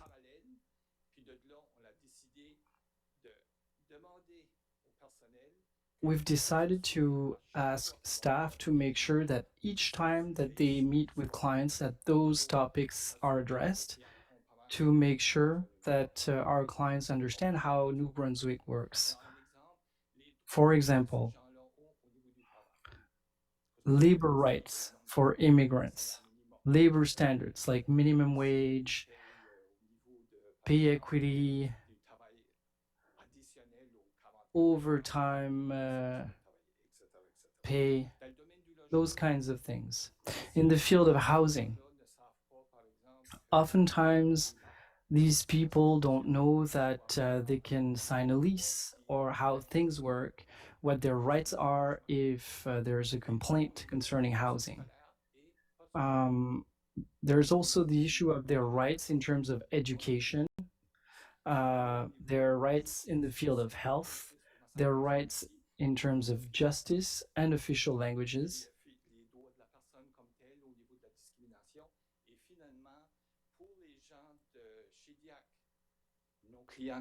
Also human rights, and for our Shediac clients or Kapakadi clients, most of them are not permanent residents and are temporary workers, but they still enjoy some rights that are legislated by the federal government. You may have read in the news about people like them who have seen their rights infringed upon. So that's a few examples of what our board is trying to implement to make sure our clients have access to all of this information and can make sure that their rights are respected. Over the past year, we've also explored things to determine if we could expand our field of activity. For our satellite office, that's in Kapakadi, a few figures. We have about 170 clients, and we've had 294 sessions, which means either group or one-on-one sessions. We've also established cooperation with the municipality of Emrakuk, and we are now taking part in some of their municipal activities on a regular basis. There was a party on June the 3rd as part of what they call community activities. So we would send buses with some of our clients to participate to those activities. We've also established cooperation in the Kent, in the county of Kent. It's the Multicultural Council of New Brunswick that's developed services there. We've established cooperation with them for clients in the Grande Île, Cocagne areas, people who are probably going to end up in Moncton or Dieppe, but who are currently in those areas. So we've established cooperation to make sure there's information exchange at that level.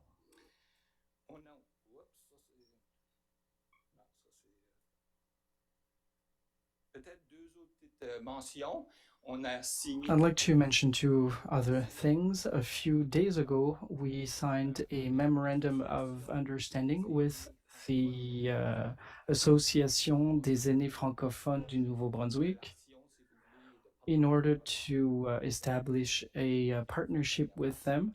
So, for example, they've been organizing community suppers or community breakfasts. We are trying to make new arrivals participate to those so we can meet the needs of both communities.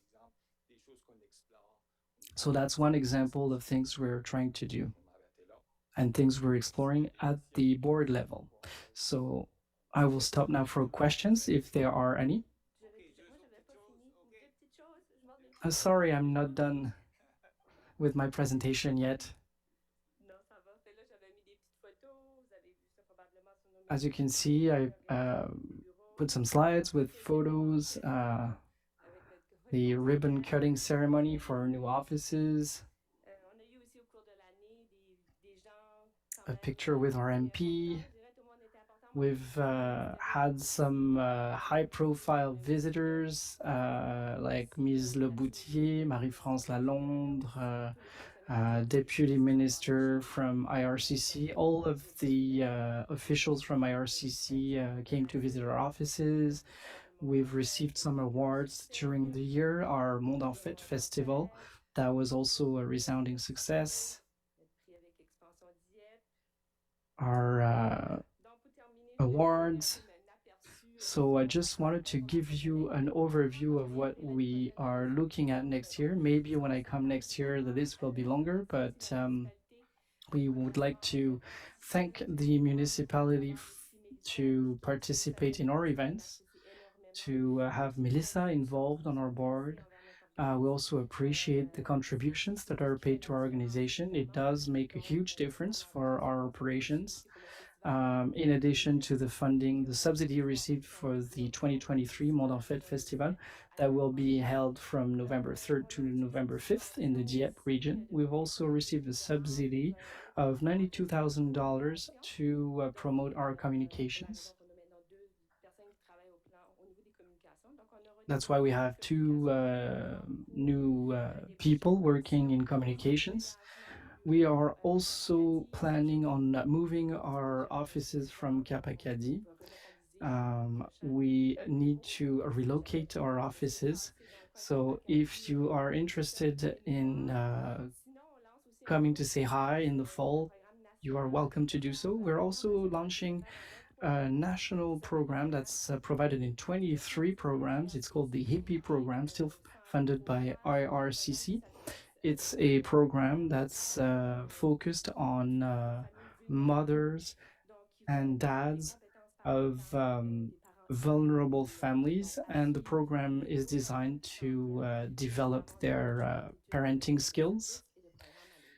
And we will also perform a study of our needs in terms of services and programs.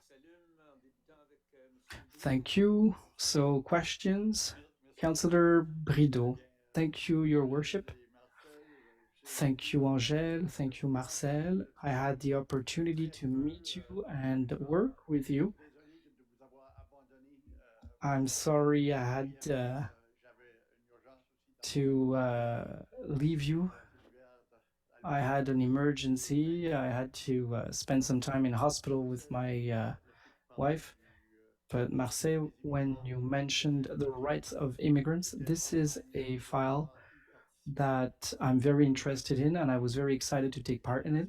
Unfortunately, I had to cut it short for uncontrollable circumstances, and I'm glad Melissa was able to take over. I think you've done amazing work. I think you've made a lot of progress since the last time we saw each other 6 months ago. So I wanted to congratulate you. Mr. Lantaigne. Thank you, Your Worship.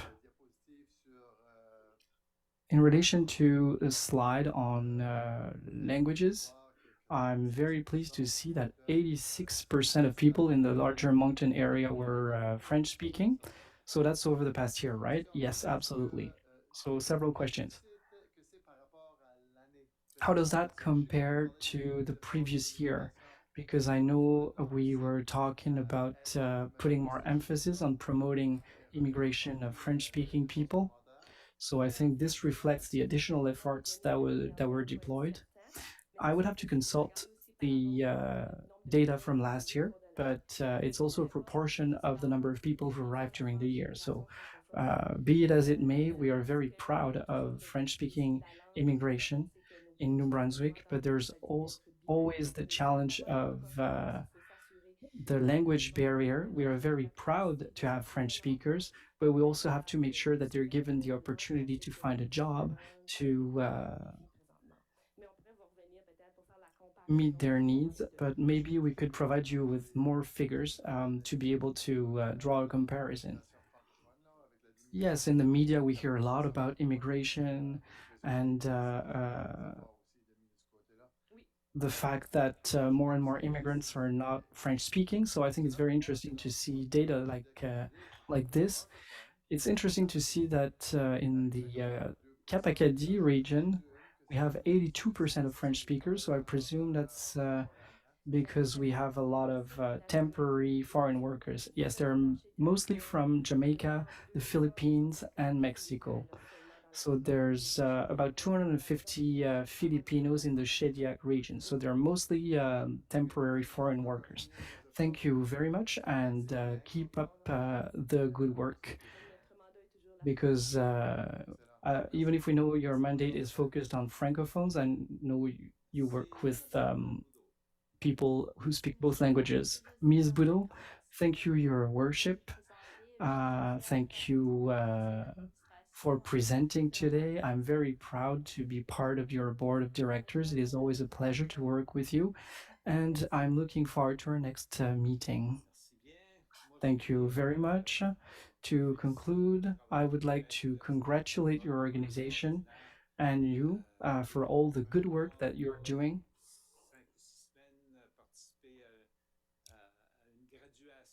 5 to 6 weeks ago, I took part in a ceremony, in a graduation ceremony of sorts for your clients.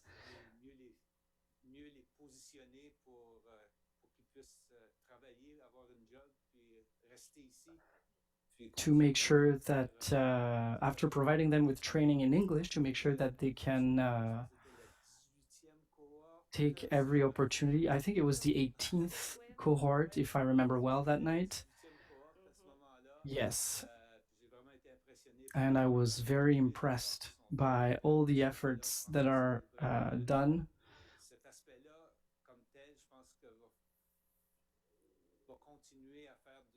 I think this will make CAFI a very special place for new immigrants, and I understand that they feel much more comfortable being here thanks to you, because you support them, and you also support them in learning English, because like it or not, you can learn French, and English, you need it. So we are hoping that they will be able to speak English as fast as they can to establish here. Thank you. Thank you again for your excellent work. Thank you for your engagement, your commitment. Thanks to your staff, and thanks to the board of directors. It is always a pleasure to have you, and it was a pleasure to have you tonight. Thank you. Have a good meeting. Sur la réunion dernière. Great. I'm going to be nice here, and I think you'll agree with me. Well, let's take a 5-minute break. We've been at this for quite a while, so we'll take a break. Thank you for being patient.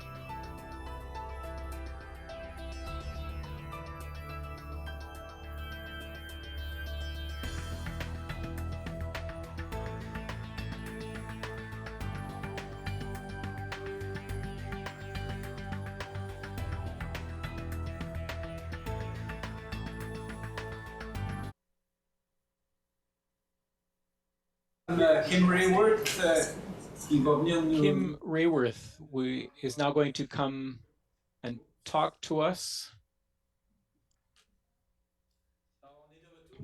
So we're back. Ms. Kim Rayworth will come and talk to us about a place that we all enjoy, Capitol Theatre, which celebrated its 100th anniversary a few months ago, or a few weeks ago, rather. So welcome. Thank you for your welcome. Thank you, your worship, dear counselors. I think a number of you have already sat on our board of directors, so you'll be able to check if what I'm saying is true or not. I appreciate the opportunity to come and talk to you about our activities, to talk to you about the past year, the year to come, without talking too much about the budget, but just really to talk to you about what the feedback that we've received and the services that we offer to the community. So I'm very happy to be there to say that we're completing the 100th anniversary year celebrations of the Capitol Theatre. It's been a remarkable year. It's remarkable to see that we've been able to maintain this building and that we can still gather there. And that is thanks to counselors that were Ville Malenfant, the mayor, Richardson and Mayor Bellevaux and Richardson, who made decisions in past year. They found the funds to repair and to restore the Capitol Theater. Where would we be? Where would we go to celebrate things if we did not have that incredible space?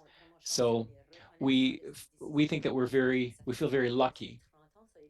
And this will be starting our 30th season, shortly, and you've been very supportive, and we're very thankful for that.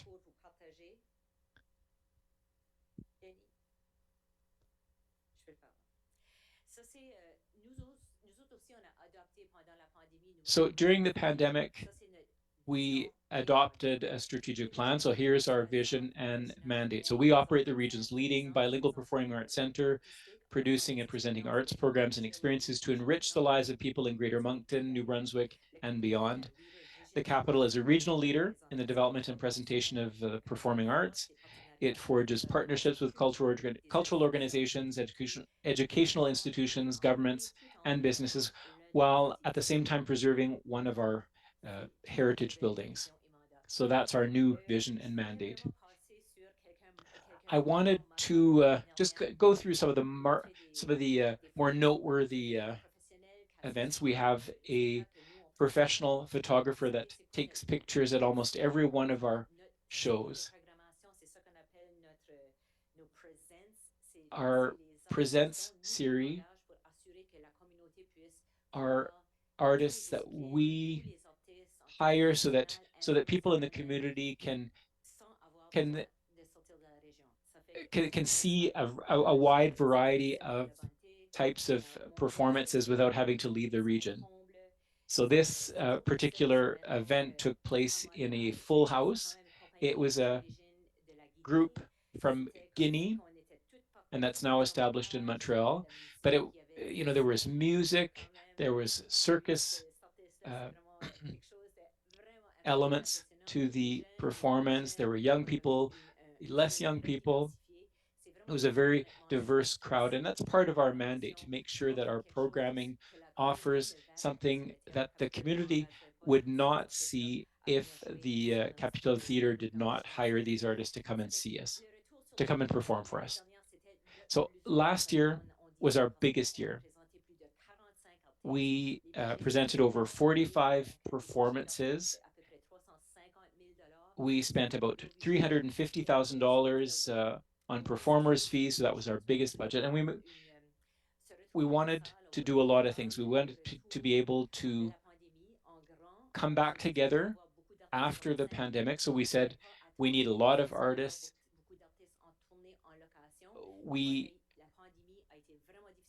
The pandemic was a very difficult period, not only for travel, but not all artists did creative work during the pandemics. So we didn't really know what to expect in terms of activity. So last year, we set up a lot of programming, and we wanted to really highlight the centennial. Those were our two objectives when we launched this year's programming. And this was a French company that came, and this was an homage to Edith Piaf-Movic. So we had a lot of Quebec and French artists. Marc Hervieux, Guylaine Tanguay, Machine de Cirque, Louis-José Houd. He did two performances that were sold out. Noël avec les frères Bellivin, Roland Gauvin, Patrice Michaud, Louis-Jean Cormier, and others. And we also offer our spaces to emerging artists as well. So we had, in this photo, we see Ben Kaplan. He's from the Atlantic province. He had a play that talked about Jewish immigrants from Romania. And it was a very emotional play. People really liked it. We also presented the overlap from Satellite Théâtre. And again, it involves emerging professional artists here in New Brunswick, and we're happy to support them. Okang is a Canadian group of Cuban origin, so they had it was very popular with the public as well. This is a quick photo as well of our musical comedy. We staged The Sound of Music, and it's something outside of our original mandate. We're not producers, we're disseminators, but we had kind of surveyed the public, and people were often asking us, could we have, some Broadway? Could we see shows of good quality with lots of costumes and singing? People told us that they wanted us. So now it represents about 15 to 20% of our budget. And so this was a sold out show. We don't know what's going to be presented next year. It's always a bit of a debate with the team, Marshall Button and other team members, and also our partners, the Youth Symphony. There's always something a little different. In the first years, we had quite elaborate shows. There was a Kentucky company that came for Mary Poppins.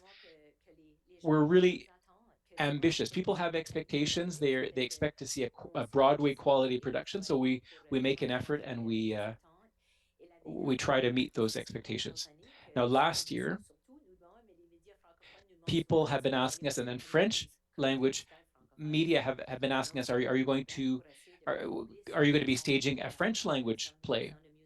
So we presented The Sound of Music, and a lot of the songs were in French, and there was some dialogue as well in French. So, and people really appreciated it. And it reflected kind of the character of our region, and it reflected the public that we serve as well. So it was very well received. So, we could do this every day, but it's outside of our mandate. So we allow ourselves to do it once a year during like a less busy time when other artists are not touring. And not only to meet the public's expectations, but we organize these, or we stage these shows because it allows hundreds of people, whether they're actors, people behind the stages, directors, lighting people, it gives them a chance to develop their skills. So we've developed this a company. People work on this project for, 6 to 12 weeks. It depends on the role that they have in the production. But we're really offering employment to people who want to make a living in this area. And it also has a very significant economic spin-offs in the region. I'm just going to come back on the centennial activities. There were a number of them over the year. Here we have Gregory Richard, who had come. We had hired him as an MC, but he hosted a wonderful evening. He interpreted various pieces, and they went back. They did a medley of decades, and they went back to 1920, accompanied by Anthony Delgado. And that's how we launched the session, and that was October 6th. That was day for day, the 100th anniversary of the Capitol Theatre. So it was very memorable for us. There were open door events. We welcomed the community. It was facilitated by Mélanie Lavoie, was one of the facilitators. She worked hard on that.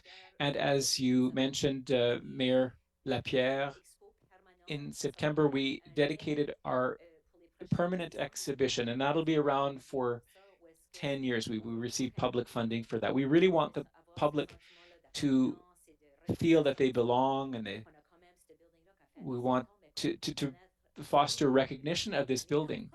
Now, we're a bit tired of talking about it, but we want people to recognize that 100 years is a long period. This building has hosted events for almost in an interrupted way for 100 years. So for at least 10 years, there will be exhibits and installations and so forth. And we encourage the public to come and visit them.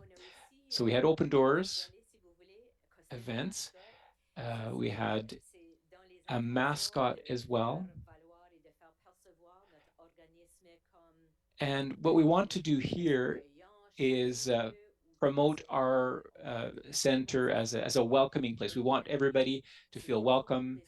And the mascot is more for kids, but there are people who are less, older people as well, who like to see the mascot as well. The mascot attends school matinees as well. But it's just another means that we have to so that the community feels something different, that they feel a warm welcome when they come to the Capitol Theatre. We also created a booklet of activities. And the point of that book is to educate young people about the big moments in the past of the Capitol Theatre. So it talks about the history of the Capitol. It describes the different venues within the Capitol Theatre, or different spaces rather. We created we had about 15,000 copies. We wanted to distribute them before the end of the school year, but we received them a little bit too late. But in September, that'll be another way to allow us to talk a little bit about the centennial. So those booklets will be distributed to all schools from grades 3 to 5 in the Greater Moncton area. And we also hope to organize events with the mascot and our friends of the Academy as well. There will be workshops and the theater workshops with the young people in school. I just want to give you a bit of data on our big successes last year. We received over 100,000 visitors to our facility. Now we have 5 different spaces. We have the large room with 500 seats, but there's also the Empress Room, which is a bit smaller. It can accommodate from 150 to 200 places. We also have the foyer, the Pierce Room. Wynne Pierce has been a member of organizations from the very beginning, so that's a good meeting room. And then there's the 33 Church Street. It's at the corner of Church and Alma. Church and Queen, rather. And that space was given to us. It was a donation from Richard Carpenter. He wanted the Theatre Academy to be able to use that space. So it's 4,000 square feet. Classes are offered there. And it helps us out as well when we're working on stage. That's where we do rehearsals. There's a piano that was donated to us, and it allows us space for all the sewing that we have to do.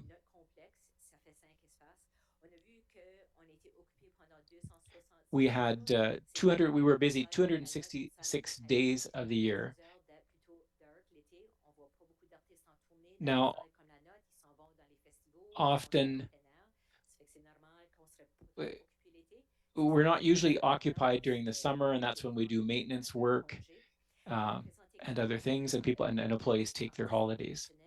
We presented 49 professional art performances, and that's people that we've hired. There were over 150 events on the stage. We had 4 school matinees.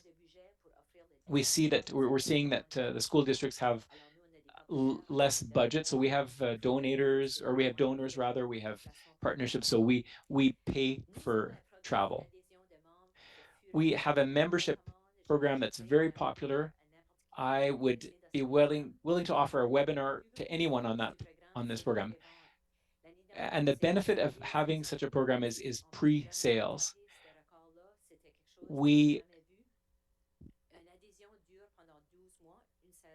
Now, a membership is good for 12 years, and we've just launched a new season, and I'll be talking about it, but we're already at 900 memberships. So there'll be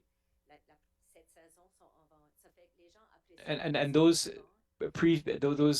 memberships have only been on sale for 2 weeks. People really appreciate it. We offer a free drink for everyone who buys a membership, and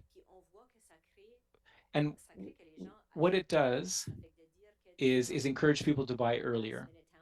So usually Moncton is a last-minute town. People buy tickets last minute, but that's not necessarily true. We want to create regular patrons, and so sales are going very well already. We're very proud of our membership program. It's an important indicator that we really look at. You can become a member at any time of the year, but as the year goes on, the duration of your membership lessens, but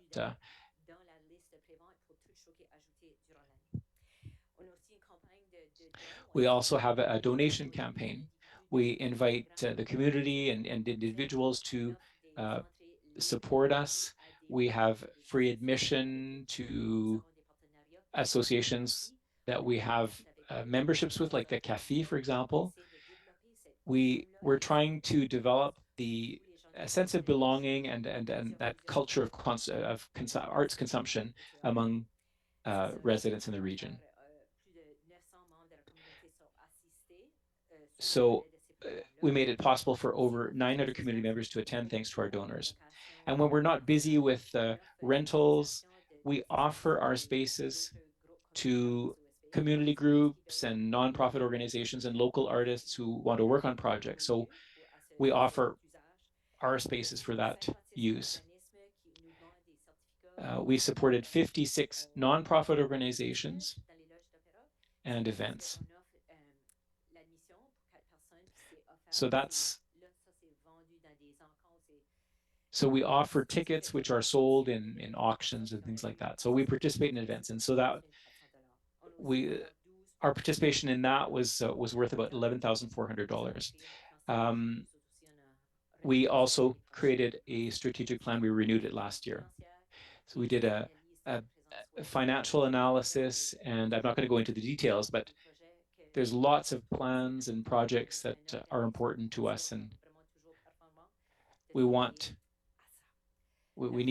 constantly working on that. So now, if you allow, I'm going to go very quickly through our season. Our 30th season will be starting in September. Interpretation will continue after the video.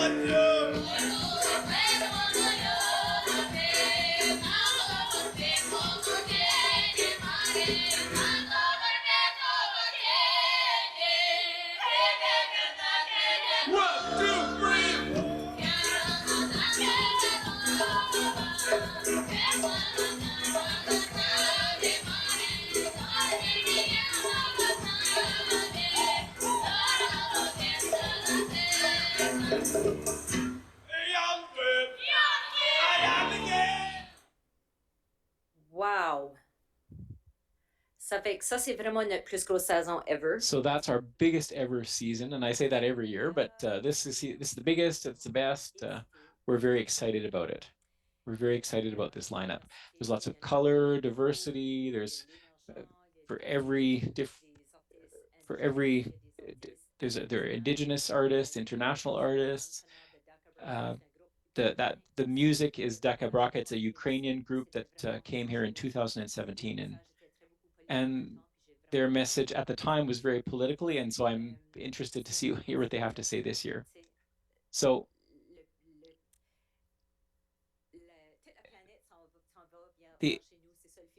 it's like the whole world is coming to us here in Moncton. There's Harlem Gospel Choir, and there's a longer clip that lasts about 25 minutes.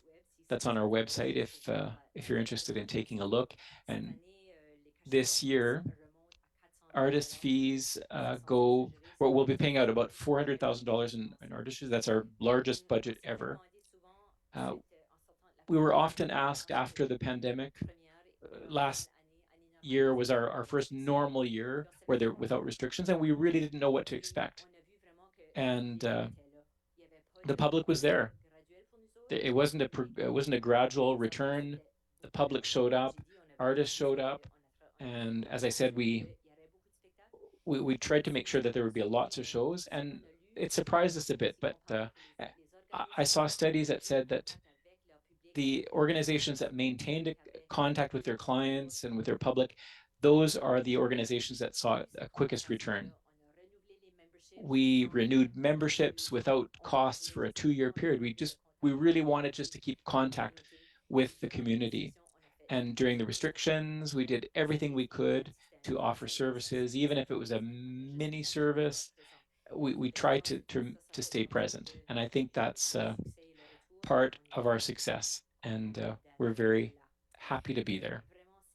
But okay, there's a slide there that shows the efforts of the Capitol Theatre Academy, and this is where we go out of the building, we go into the community. Danielle Lavoie is the director,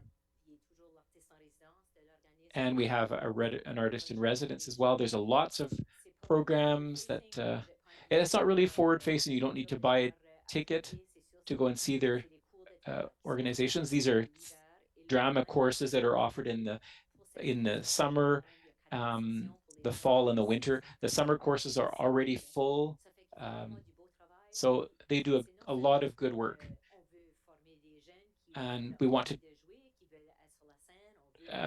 to try to train people who want young people who want to write or to act on. We want to also train future members of our public. So that's a project that's going very well. Nos bénévoles, nos précieux bénévoles qui sont... Without our precious volunteers that make the envy of all, we have more than 200 volunteers that are ready to do anything for us. They're always here. There's some turnover in our team, so we are very happy to include younger members of our team. We have a young Ukrainian that just joined our team, so this is very exciting. It is appreciated by the public, and for sure it's all about the public. Without the public, we're nothing. We would be a sad, lonely scene in the dark, but it is thanks to our public. It's thanks to members of the community, councillors, city council, funding agencies, that we are able to do what we do. My colleague is sending her regrets for tonight. We are a very good team. There's not a lot of turnover in my team. I don't want to jinx it though, but we work well together, and we're very happy of what we are able to do in our community, in the arts and culture ecosystem. We are also very happy to be able to cooperate with Denis, and so we'll need to keep you informed of the various projects that are coming up.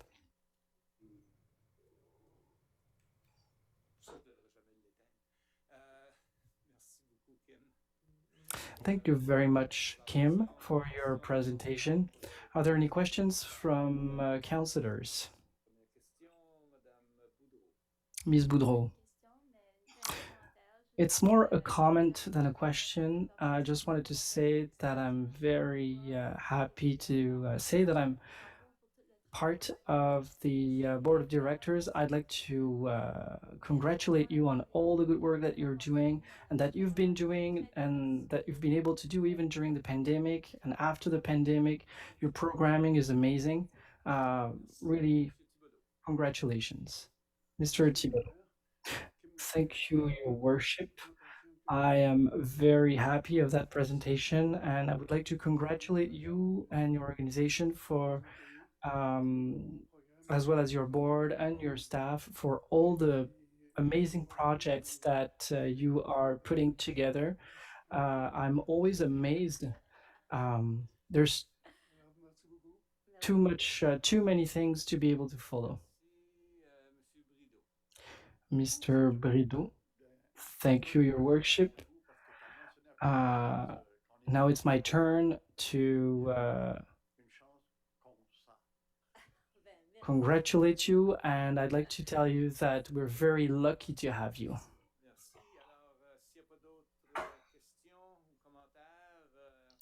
Thank you. If there are no further questions or comments, we apologize about our tardiness tonight, but it's important to let everybody make their presentations before City Council and for councillors to ask their questions. So thank you again, and I wish you a great season.